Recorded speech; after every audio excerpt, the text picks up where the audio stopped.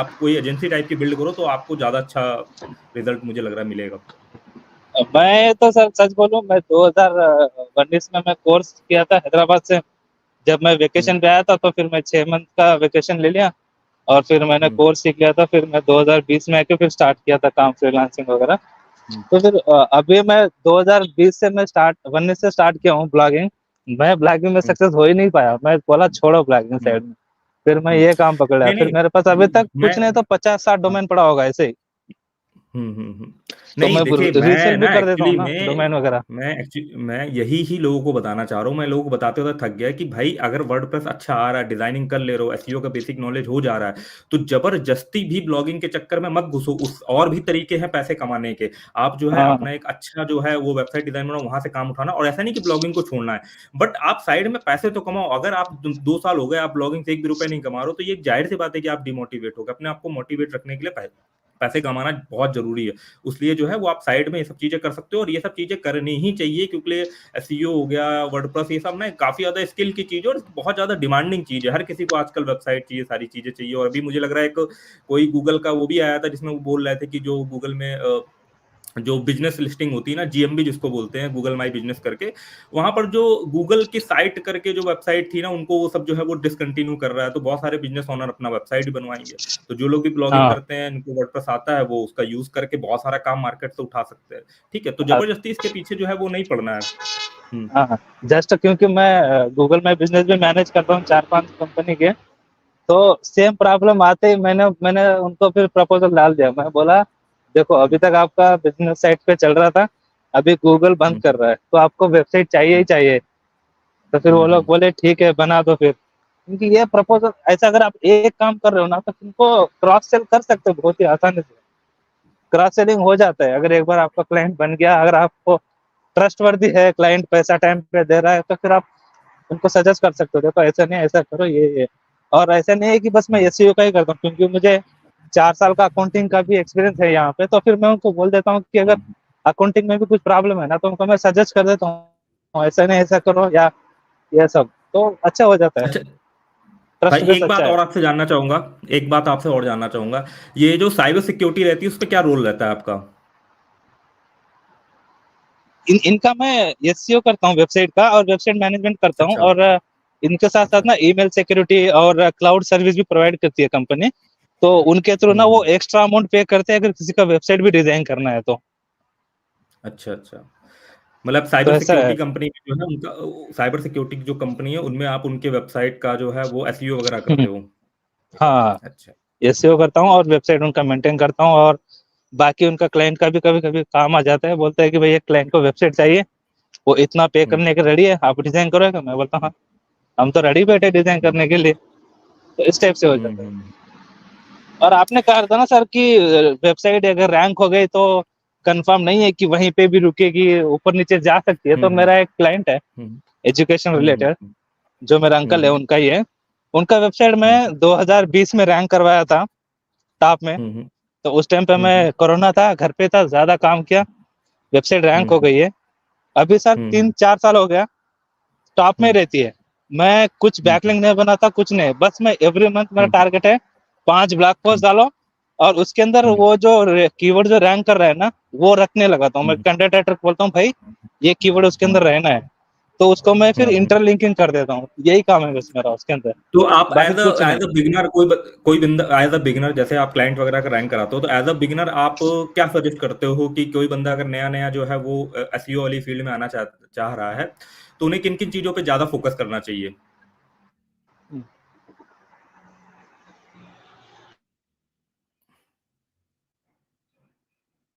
Sir competitor का देख लो, जो टॉप में 5 में रैंक कर रहे हैं ना उसको पकड़ो और हम्म देखो कि कीवर्ड कैसे इंटीग्रेट किया हुआ है, क्या क्या इंटरलिंकिंग किया हुआ है, कितना वर्ड्स का कंटेंट है, ओके, हेडिंग्स कैसे यूज किया हुआ है, क्या हर बार कीवर्ड रिपीटेटिव हो रहा है नहीं हो रहा है।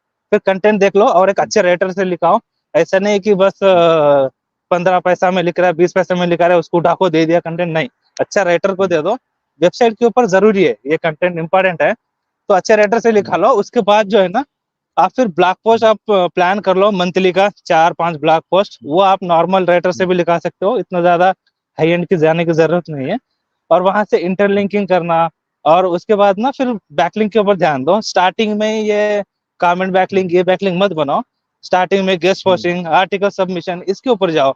और जो अपना एक कोरा है और मीडियम है, इनके थ्रू जाओ। फिर लेटेस्टली बहुत सारे और वेबसाइट है जहाँ पे ना आप आर्टिकल पब्लिश कर सकते हो, तो वहां के थ्रू जाओ पहले स्टार्टिंग में। फिर वो जो है ना, फिर गूगल को लगता है थोड़ा बहुत काम कर रहे हैं, तो उसके बाद जब महीना 2 महीना हो जाए ना, आपको पता चल जाएगा कि रिजल्ट ना पहले कौन सा पोजीशन पे था, अभी कहाँ पे है, तो आपको सब कुछ पता लग जाएगा। फिर वहां से फिर आप फिर बैकलिंक बैकलिंक बनाओ थोड़ा बहुत। और फिर गेस्ट पोस्टिंग तो कंटिन्यू रहना ही रहना है, गेस्ट पोस्टिंग और आर्टिकल सबमिशन मंथ में कुछ आप नहीं तो मतलब 4-5। जो आप अपनी कंपनी के ठीक। लिए या जो आप अपने क्लाइंट के लिए एसईओ वगैरह करते हो, उसमें आपने उनका गेस्ट पोस्टिंग यूज करा है, मतलब किसी और के उनका लिंक लगाया है, मतलब बैकलिंक हाँ बनाया है हाँ, गेस्ट पोस्टिंग? मैं गेस्ट तो पोस्टिंग एक करता हूँ, लेकिन मेरे जो बंदे हैं ना वो पाकिस्तान से है, अच्छा, जो प्रोवाइडर्स। तो तो मतलब कितना आपका खर्चा आ जाता है गेस्ट पोस्टिंग में, कितना कितने मतलब कि आप पे करते मैं हो गेस्ट इस तरीके पोस्टिंग का हर से? महीना मेरा होता है $100। $100 का। और हाँ, मिनिमम और $100 मैक्सिमम में अमाउंट चलता है। अगर देखे जाके, मिनिमम और मैक्सिमम अमाउंट देखे जाके तो कितना इन्वेस्ट करते हो आप किसी एक वेबसाइट के लिए? मान लो एक एक गेस्ट पोस्ट करना है तो मिनिमम और मैक्सिमम। मैं सर $10 से लेके मैं $50 तक ही करता हूँ, उससे ऊपर नहीं जाता हूँ, क्योंकि क्लाइंट अभी अच्छा कम पे कर रहे हैं ना, तो उसके अराउंड ही मैं लेके अच्छा। चलता हूँ भाई। किसी को $10 तो दिया, आप किसी को 15, किसी को 20, एंड एंड 50 तक ही तो जाता हूँ, आप उसके ऊपर ये नहीं जाता हूँ। तो आप ये कैसे डिसाइड करते हो कि मतलब कितने डीए वाली वेबसाइट पे जाना चाहिए? कितने डीए वाली तक को आप टारगेट मान के चलते हो कि यार इतने डीए वाली वेबसाइट पे जो है हम करेंगे? क्या आप हाँ, देखते हो किसी वेबसाइट? मिनिमम 10 भी डीए रहेगा चलेगा, लेकिन ट्रैफिक गूगल पे आना चाहिए।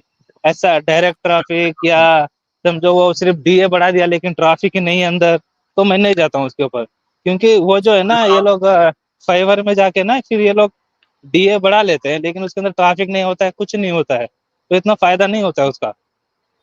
हाँ, ये चल रहा है कि बहुत सारे लोग मतलब कि फाइवर वगैरह में बहुत सारी वेबसाइट की लिस्ट बनाई हुई है, उनके डीए वगैरह बढ़ा लेते हैं इधर उधर से बैकलिंक वगैरह बना करके, बट उनमें ऑर्गेनिक ट्रैफिक नहीं आ रहा हाँ, होता और उसको वो यूज करते हैं गेस्ट पोस्टिंग के लिए। हाँ, तो ये मैं तो सही ये चीज है। बोलता हूँ, अगर डीए 5 भी है, 2 भी है, मुश्किल नहीं है, लेकिन अगर गूगल से ट्रैफिक आ रहा है तो फिर अच्छा है वो। ऐसा कोई ये नहीं है हम्म कि भाई अगर डीए कम है और ट्रैफिक आ रहा है तो लिंक काम नहीं करेगा। अगर उसके ऊपर आ रहा है, ट्रैफिक आ रही है, तो वो वेबसाइट जो है ना ग्रोथ होगी डेफिनेटली। वहां से क्लिक करके अगर वेबसाइट के ऊपर आ रहा है तो फिर वो फायदा होता है। अगर कोई पब्लिश भी हम्म कर दिया, कभी लिंक के ऊपर क्लिक ही नहीं आ रही, तो गूगल उसको फॉलो भी ज्यादा करेगा भी नहीं। हम्म। तो वो मेन इंपॉर्टेंट है। चलिए सतीश जी, आपसे बात करके बहुत अच्छा लगा। आपने बहुत सारी यूजफुल चीज़ें बताई कि कैसे जो है वो एक नए ब्लॉगर को बैकलिंक वगैरह हो या गेस्ट पोस्टिंग में क्या क्या कॉन्सेप्ट चल रहा है। तो सतीश जी, बात करके बहुत अच्छा लगा। और आप शायद ऑफिस जा रहे हो? हाँ, अभी ऑन द वे ही हूँ मैं अभी। चलिए बढ़िया है, और अच्छा लगा आपसे बात करके। तो फिर जुड़े रहिए, मिलते हैं फिर हम फिर और भी फिर किसी भाई नए भाई, स्ट्रीम एक में। क्वेश्चन एक क्वेश्चन एक क्वेश्चन है, सॉरी हाँ। सॉरी, एक क्वेश्चन है। अभी एक बताइए। प्रॉब्लम आया हुआ है, मैं आपको कमेंट किया था, शायद नहीं हुआ है। मैं एक डोमेन परचेस किया था 6 महीना पहले। वो हम्म एक्सपायर डोमेन था, मुझे आइडिया नहीं था, तो फिर मैंने उसको बाय कर लिया। और 6 महीना हम्म तक मैं भी कंप्यूटर रिलेटेड, ट्रेनिंग रिलेटेड ना उसके ऊपर ब्लॉग पोस्ट अपडेट कर रहा था। वेबसाइट टॉप हम्म में भी रैंक हो गई, ट्रैफिक भी आ रहा था। एक लास्ट 28 डेज में 1K ट्रैफिक हिट हो गया था। लेकिन अभी हम्म। आया हुआ है लीगल नोटिस, बोलता है ये अच्छा डोमेन किसी कंपनी का है, ट्रेडमार्क है, सब कुछ है, तो अच्छा। ट्रांसफर करना है उनको। हम्म और वो बोला है कि कुछ अमाउंट भी पे करना है। पता है अच्छा। इसको क्या करना है, अभी कैसे प्रोसेस करना है, क्योंकि वो लोग ईमेल किया हुआ है निक्सी से। नहीं, तो उसमें आप वही निगोशिएट करो मेरे हिसाब से। अगर ट्रेडमार्क है उसका, तो वो एक्सपायर डोमेन जो था वो उसी कंपनी का था पहले। नहीं, वो कंपनी जो है ना, हम्म नॉलेज अकाडमी के नाम से कुछ कंपनी थी। तो फिर मैं हम्म सर्च किया, नॉलेज अकाडमी .com नहीं था, .in अवेलेबल था, मैंने परचेस कर लिया। लेकिन जब मैं हम्म वो लीगल नोटिस आया, फिर मैं चेक किया, तो पता चला कि हम्म। भाई ये 4-5 साल पहले उसको यूज करते थे डोमेन को, अभी यूज नहीं कर रहे हैं। अच्छा। तो वो लोग कह रहे हैं कि ये डोमेन ना हमारी कंपनी का है, ट्रेडमार्क है, आप यूज नहीं कर सकते, आपको ट्रांसफर हम्म करना पड़ेगा। और फिर बोला कुछ कंपोजिशन कंपोजिशन कुछ देना भी पड़ेगा, वो भी बोला हुआ है। उसका नहीं नहीं, लायर ने ईमेल कंपोजिशन किया हुआ है। वो ठीक बात है। आप उनको बोलो कि मैं एज ए इंडिविजुअल था, मेरे को आइडिया नहीं था ना इस तरीके से। आप एक हम्बल ईमेल बनाओ और उनको लिखो जा करके। अगर ट्रेडमार्क है तो भाई वो तो प्रॉब्लम कर ही सकते हैं, अगर उनके पास वो डोमेन था कभी आपने ले लिया तो ये एक इशू जो है वो रहता है। आप हम्बली बात करो और समझो मतलब इस मैटर में ठीक है, क्योंकि ये थोड़ा लीगल वाली चीज है, आप समझो कि मतलब कि कितना रियलिटी है, क्या चीज है, और पैसे देने की तो जरूरत नहीं है, क्योंकि आप उसमें कोई ऐसा उनके ब्रांड को तो आपने हार्म नहीं करा ना किसी भी तरीके से, नहीं उनके नहीं। ब्रांड का तो नाम इस्तेमाल करके उनको तो आपने नहीं करा, तो उसमें कोई कंपनसेट करने कोई कॉन्सेप्ट बनता नहीं ना, आपने तो ना डिग्रेड करा, आपने बोल देना कि भाई मैंने देखा था ये चीज और है, तो आप बताओ आगे क्या हो सकता है, कंपनसेट कर नहीं सकता, क्योंकि मैं तो भैया एक स्टूडेंट हूँ, इस तरीके से आप कर सकते हो इंडिविजुअल, मैं कोई बिजनेस कोई कंपनी तो ना रन कर रहा हूँ। वो बोल रहे हैं कि वो अगर लायर को individual- मैं रिप्लाई दिया ईमेल में, तो ये लायर बोलता है कि आप जो INDRP का जो रूल है ना, उसके अकॉर्डिंग, रूल्स के अकॉर्डिंग आप प्रोसेस करो।